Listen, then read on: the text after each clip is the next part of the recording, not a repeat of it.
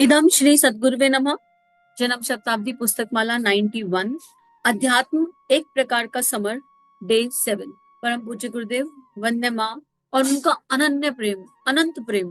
कहते हैं कि ये ब्रह्मांड अनंत है, इस ब्रह्मांड से कोई पार नहीं पा सकता। मित्रों, ऐसे ही अगर हमारे जीवन में गुरु है ना, तो उनका प्रेम अनंत होता है और उस प्रेम का हम पार नहीं पा सकते। हम इमेजिन भी नहीं कर सकते कि हमारे इष्ट, हमारे ईश्वर, हमारे भगवान, हमारे गुरु हमें कितना स्नेह और कितना प्रेम करते हैं, और वो हमारे हमारे किए हुए अनुचित कर्मों की पीड़ा को अनुभव करते हैं, उसका दर्द अनुभव करते हैं।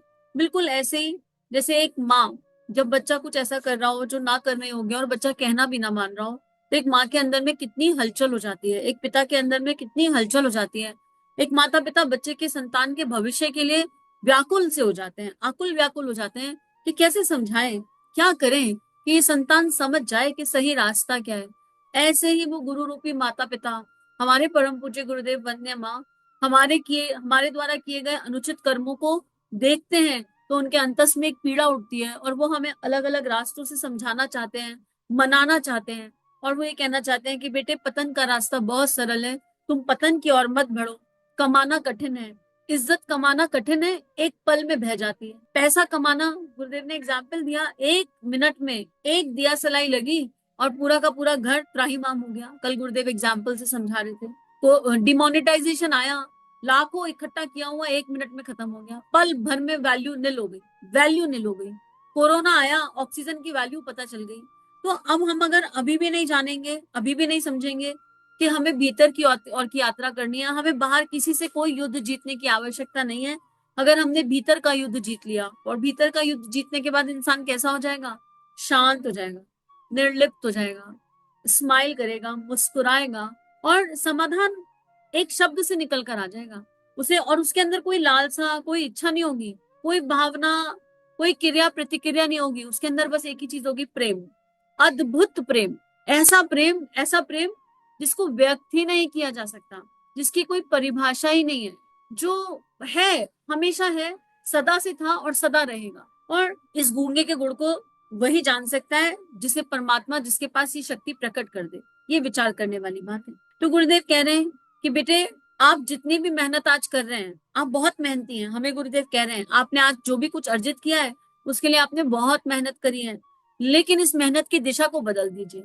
यही जितनी मेहनत बाहर संसार में कर रहे हो, उसकी आधी मेहनत आत्म परिष्कार में कर लो, महात्मा बनने के लिए कर लो। महात्मा मतलब महान आत्मा नहीं होता। महात्मा मतलब कौन होता है? जो महान कर्म करता है, जो दैवीय कर्म करता है, जो देवात्मा बनता है, जो देना जानता है। गुरुदेव जी कह रहे हैं, अपनी आत्मा को जान जाओ। और अगर आप अभी भी सरल रास्ता ढूंढ रहे हैं, तो फिर आप यहाँ एक एक पड़ाव ले लो, यहाँ ठहर जाओ, ठहर जाओ। अपने आप से पूछो कि कोई भी काम सरल हम संसार में भी नहीं कर रहे। हर काम में हम एफर्ट डाल रहे हैं, इनपुट डाल रहे हैं। एक भी काम ऐसा है जो बिना मेहनत के हो गया? गुरुदेव कहते हैं, अगर आप अध्यात्म की कीमत जानते तो आप इस तरह की बात नहीं करते।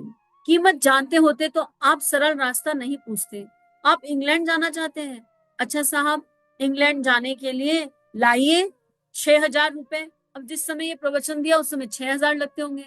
ऐसे ही कल गुरुदेव ने मकान की वैल्यू 25,000 लिखी है, पर आज की डेट में 25,000 में मकान आ रहा है क्या?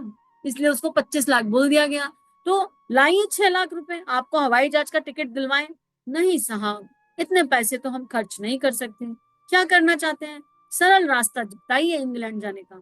इंग्लैंड जाने का सरल रास्ता जानना चाहते हैं? कैसे लाऊं सरल रास्ता बेटे, कैसे बताऊं सरल रास्ता?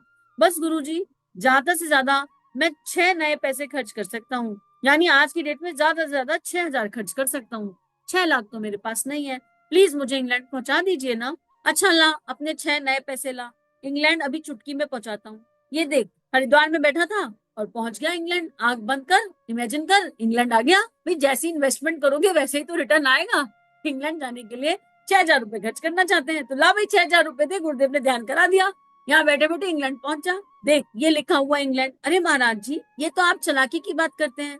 अच्छा बेटे, तो तू क्या कर रहा था? क्या तू चालाकी नहीं कर रहा था? नहीं महाराज जी, मैं चालाकी नहीं कर रहा था। भगवान तक पहुंचा दीजिए।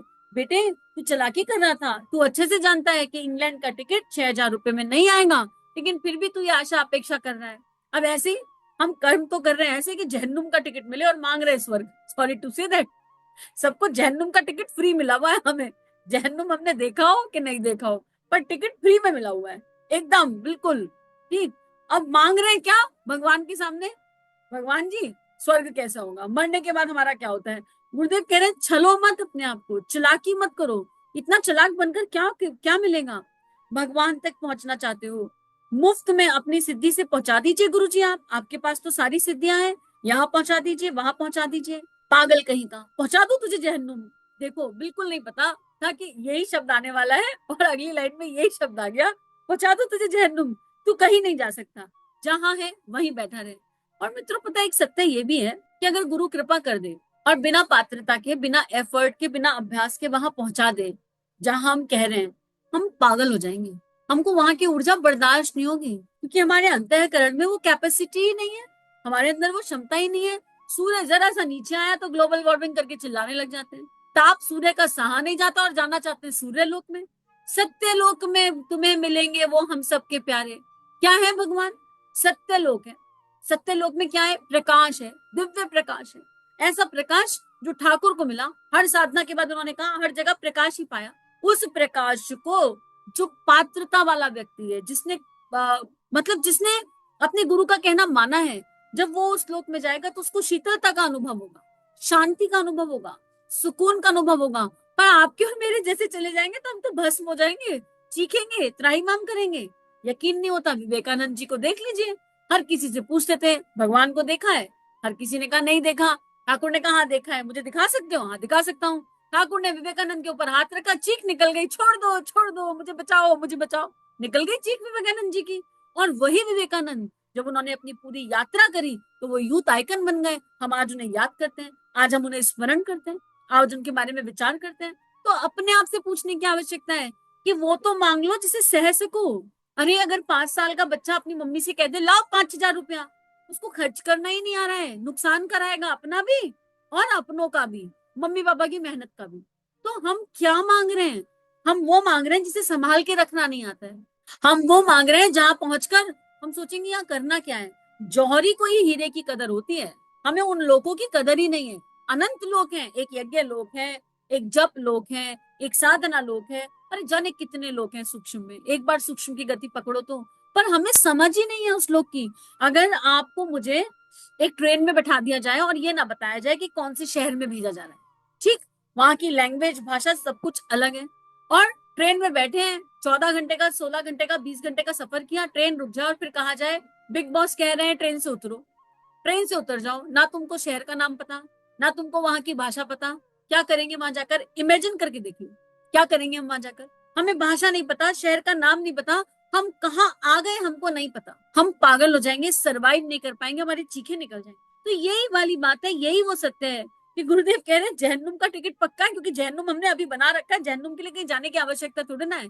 अगर ईर्ष्या है, राग है, लड़ाई झगड़ा है, हाय हाय है, फियर की एनर्जी है, घबराहट की एनर्जी है, दोष की दृष्टि है, तो ये क्या है? ये जहन्नुम ही तो है, कहीं से अलग से प्रकट थोड़ा ना होएगा। इस पल में है, यहीं पर है, पर इसी पल में स्वर्ग भी है। तो हम भगवान से कह रहे हैं भगवान आप अपनी सिद्धि से हमें वहां पहुंचा दो। उन्होंने फूक मारी, हमें पहुंचा दिया, और उसके बाद हमारी चीखें निकल जाएंगी, फिर हम कहेंगे हमें वापस बुलाओ, हमें वापस बुलाओ, हमें वापस बुलाओ। होता है गायत्री साधकों के साथ। कितने गायत्री साधक ऐसे हैं जो गायत्री करते हैं, 4 महीना गायत्री करी नहीं और शोर मचाते हैं, अरे हमारे तो हृदय में ऐसा हो गया, हमारे तो दिमाग में ऐसा हो गया, हमारे तो दिल में ऐसा हो गया, हमारे तो इस चक्र में ऐसा हो गया, हमारे तो उस चक्र में ऐसा हो गया, पता नहीं क्या हो गया 4 महीने। अच्छा आपने उनसे पूछो आपने संयम कौन सा किया? हम तो नॉनवेज खाते हैं, हम अंडा भी खाते हैं। अरे वाह, भगवान इतना मूर्ख बैठा है कि अभक्ष्य खाने वाले के साथ, नॉनवेज अंडा खाने वाले के साथ कि चक्र जागरण कर रहे हैं।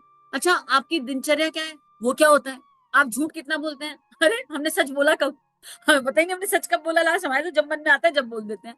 हम ये नहीं देख रहे कि हमारे गुण कर्म स्वभाव तो बदले नहीं, हम अपने गुण कर्म स्वभाव पर तो काम कर नहीं रहे गुरुदेव के अनुसार, और बातें हम बड़ी बड़ी कर रहे हैं। शेख चिल्ली वाली दुनिया से बाहर आने की आवश्यकता है, शॉर्टकट नहीं है इस यात्रा का, कोई शॉर्टकट नहीं है, और कीमत भी चुकानी पड़ेगी। कीमत चुकाने का मतलब है समय लगाना पड़ेगा, investment of time in the right direction will give enlightenment. अपने आप एनलाइटमेंट की चाह नहीं, पर वो दे देगा, कब देगा ये पूछना नहीं। तो गुरुदेव कह रहे हैं बेटे क्या आप कीमत चुकाने के लिए तैयार हैं? अब पहले हम यहाँ पर अपने आप से पूछ लें कि क्या हम कीमत चुकाने के लिए तैयार हैं, क्योंकि ये साहसियों का काम है, दुस्साहस का काम है। क्या कीमत चुकानी पड़ेगी? समय बड़ी महत्वपूर्ण पूंजी है। हमें हर पल अपने आप से ये पूछना पड़ेगा कि किस तरह की भावनाओं का जन्म हो रहा है, और जो भावनाएं गुरुदेव के वैल्यूज और प्रिंसिपल के विपरीत हैं, उनको उसी समय एक यज्ञ कुंड इमेजिन करके उसमें स्वाहा करना पड़ेगा। ये कीमत चुकानी पड़ेगी।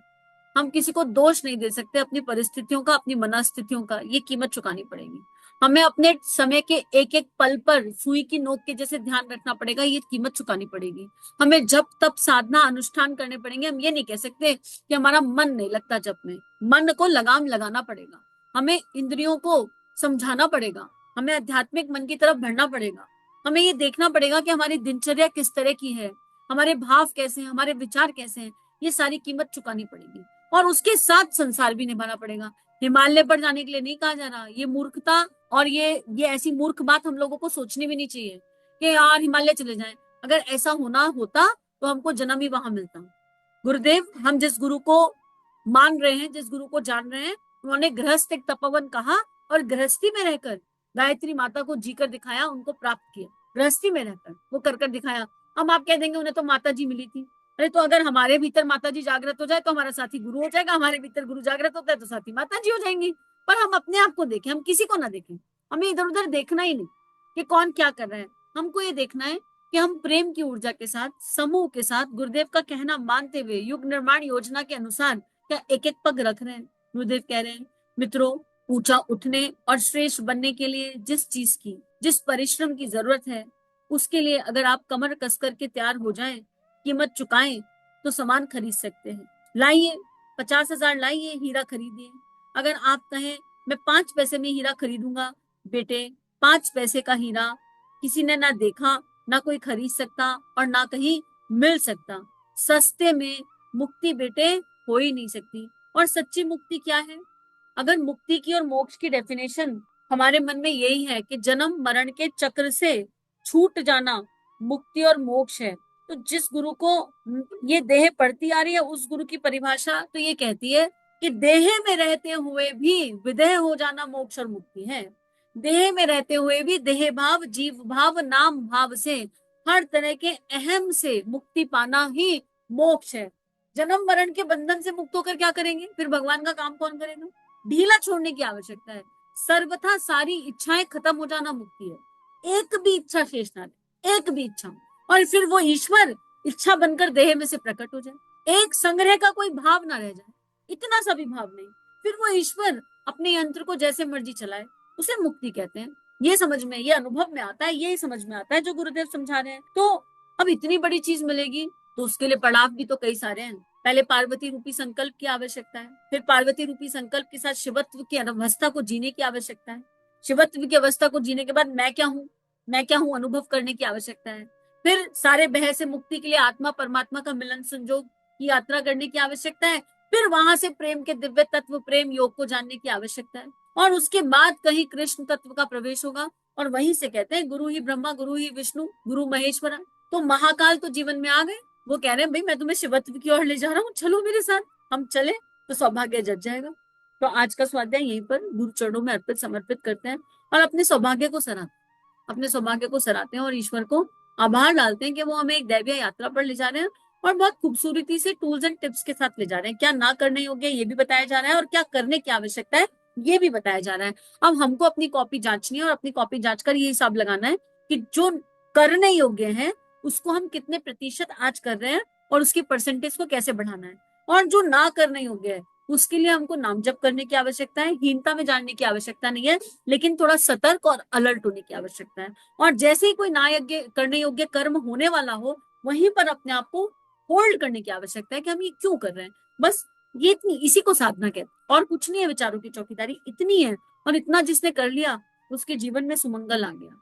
गुरु की शरण में हमें मार्ग मिलता जा रहा है और हमारा जीवन दिव्य पथ पर चलता जा रहा है। इदम श्री सद्गुरुवे नमः। सभी अपना ध्यान रखिए और नियमित ध्यान करते रहिए। इदम श्री सद्गुरुवे नमः। चलो गुरुदेव के सपने सजाने की शपथ लें। युग दृष्टा युग ऋषि परम पूज्य गुरुदेव की लेखनी जन जन के जीवन को प्रभावित कर सकती है, जन जन का ट्रांसफॉर्मेशन कर सकती है, हर किसी को परमानेंट आनंद की तरफ ले जा सकती है। इस कार्य को करने में हमें आपका सहयोग चाहिए। अगर ये वीडियो आपको कंट्रीब्यूट करते हैं तो इन्हें विश्वव्यापी बनाने में हमारी सहायता कीजिए। चैनल को लाइक कीजिए, सब्सक्राइब कीजिए और शेयर कीजिए। इदम श्री सद्गुरुवे नमः।